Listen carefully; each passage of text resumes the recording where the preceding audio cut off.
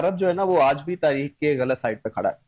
अच्छा। और आप ये देखिए कि एक वक्त में यहाँ बात होती थी कि भारत जो है वो अमेरिका का स्ट्रेटेजिक पार्टनर है और इस खत्ते में वो सब कुछ इसी के थ्रू करता है। सही। लेकिन मैं अब उन्हें ये पूछता हूँ कि होना मन है, होना राम है? नहीं, होना क्यों राम है। होना राम है? होना राम, ठीक है। ठीक। क्यों? कि उसकी रीजन ये है कि वो आज भी इस खत्ते में वो बैठकर वो इसराइल की प्रॉक्सी बन के जो है वो ऑपरेट करना चाह रहा है। ठीक है। तो अब जो आने वाले दिन है क्लियर होगी ये लाइन। एक तो ये कि अमेरिका सुपर पावर नहीं रहा, नहीं रहा, ठीक हो गया, ठीक ये हो तो गया। क्लियर हो गया। ये 32 क्योंकि आज 32वां हाँ, दिन है। आज आज चीज जो क्लियर उनका हो ये कहना था कि भाई अब यहां तक कि अगर आपने हुर्मुज़ नहीं खुलता तब भी अब वो जंगबंदी चाह रहे हैं। फिर वो वॉल स्ट्रीट जर्नल की रिपोर्ट है, वॉल स्ट्रीट, बिल्कुल, और हमारी आपकी तो नहीं है ना। और वो दुनिया के ममालिक को कह रहे हैं कि भाई ठीक है आपने हमारा साथ नहीं दिया, तब ठीक है खुद जाओ और जाके आपने अपना तेल ले लो। इसका मतलब यह है कि अब दुहाइयां दे रहे हैं कि भाई हमें आपने तनहा छोड़ दिया।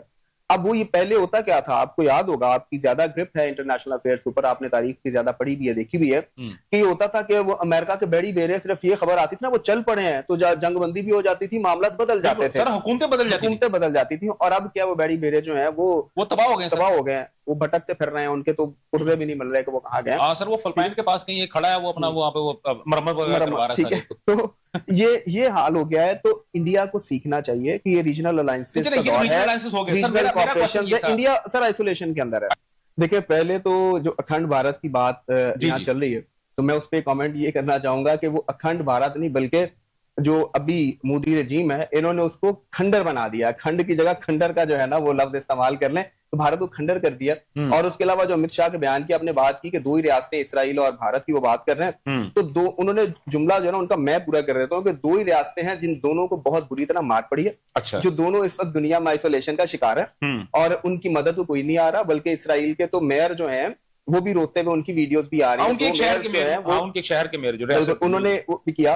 तो ये सारी जो चीजें हैं ना ये मुस्तकबिल का पेशखामा है ना। अभी जो भारत में जिस तरह की सिचुएशन चल रही है, आइसोलेशन का वो शिकार है, ईरान को जो है वो वहां पे टोल भी दे रहा है, मतलब बिल्कुल तनहा वो रह गया है। इसमें बाद में बात चल रही है, उसी पॉइंट के ऊपर ही आ रहा हूँ यहीं से करते हुए। तो ये सारी चीजें आगे बता रही हैं कि जो अभी उनके वहां पे जो इलेक्शन होना है, अगर वो धांधली से जीत भी जाते हैं तो ये वक्त जो है वो ज्यादा देर वो आइसोलेशन में रहेंगे नहीं। सही, ठीक है। क्यों उनको मजबूरन जो है वो करना पड़ेगा। काफी हद तक उन्होंने घुटने टेके भी हैं। अभी आखिरी वो क्या कहते हैं, मरता जो डूब रहा होता है ना वो आखिरी हाथ को मार रहा होता है, तो वो तिनका भी उनको नहीं मिल रहा ना। तो जब वो नहीं मिलेगा तो क्या करेंगे वो, उसके बाद उनको वही करना पड़ेगा। उनको जल्द समझ आ जाएगी कि इस खित्ते में हालात नॉर्मलाइज होंगे तो ही वो आगे बढ़ सकते हैं, वरना जो इर्द गिर्द के ममालिक के अंदर भी उनका कंट्रोल जो है वो खत्म हो गया। बांग्लादेश से सपोर्ट भी अब उनको नहीं मिलेगी, वहां भी काम खत्म हो गया, मालदीव वगैरह भी नहीं है। तो ये आने वाले जो इलेक्शंस भी हैं, मुझे तो वहां भी बीजेपी जो है उसकी कोई खास अच्छी सूरत हाल नजर नहीं आ रही। और उनको पाकिस्तान के साथ ताल्लुकात जो है वो बेहतर करने पड़ेंगे। ये अब उनकी मजबूरी है। पाकिस्तान तो हमेशा अमन की ख्वाहिश करता है, आज भी ख्वाहिश हमारी अमन की है, लेकिन अपने मुल्क में जो है इस कॉस्ट के ऊपर नहीं कि आप यहाँ पे डिस्ट्रक्शन करते रहें, यहाँ पे आप सपोर्ट करते हैं, बल्कि अब तो अफगानिस्तान के अंदर भी जो रॉ का नेटवर्क था उसको भी काफी नुकसान पहुंचा है। पाकिस्तान ने करीब करीब तो सारा काम जो है वो निपटा दिया। तो अब इंडिया के लिए बहुत मुश्किल सूरत हाल जो होगी उसको समझ भी आ रही है कि अब वो ना प्रॉक्सिस के जरिए पाकिस्तान को कर सकता है, ना बराह रास्त पाकिस्तान के साथ जंग कर सकते, और ना ही किसी भी मुश्किल सूरत हाल के अंदर पाकिस्तान जो है इस वक्त एक इंटरनेशनल और अहम इंटरनेशनल, एक बड़े इंटरनेशनल प्लेयर के तौर पर जो है पाकिस्तान रोल प्ले कर रहा है। ठीक होगा। देखिए ये सिर्फ एक दीवाने का ख्वाब है।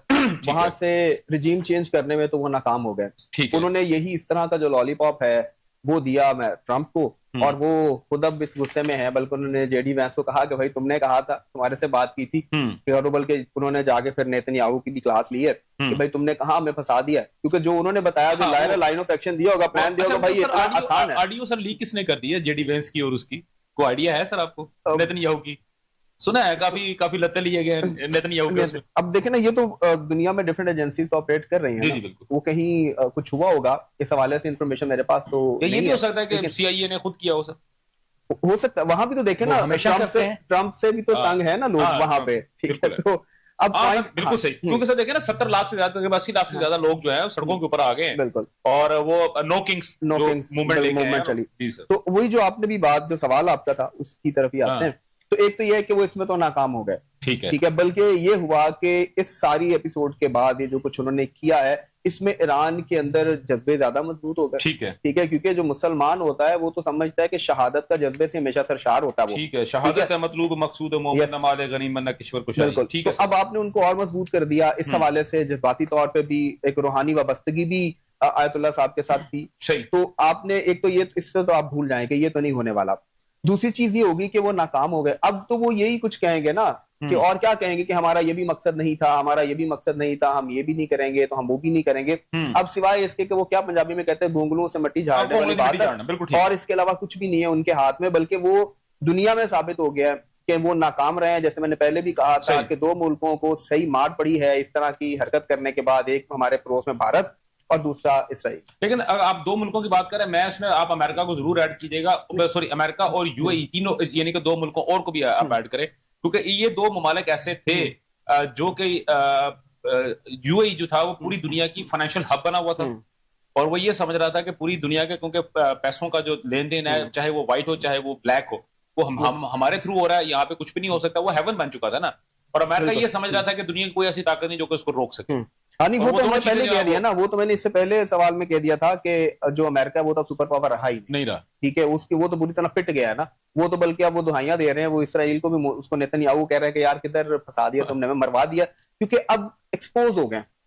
मतलब आप ये सोच सकते हैं कि सुपर पावर हो और उससे मुल्क इनकार कर दें कि तुम्हारे तैयारे यहाँ पर लैंड नहीं करेंगे, तुम्हें एयर स्पेस हम नहीं देंगे, उसकी मदद को कोई आएगा नहीं। तो बहरहाल ये जो है ना, ये समझ लें कि ईरान ने जो है ना ट्रंप के ताबूत में बेसिकली जो खालकी साहब ने बात की थी कि एक नया जो है वो डायमेंशंस बाहर आ रही है, वर्ल्ड ऑर्डर, नया एक वर्ल्ड ऑर्डर आ रहा है, और वो मल्टीपोलर होगा, सिंगल एक पोल के ऊपर नहीं। बिल्कुल ठीक।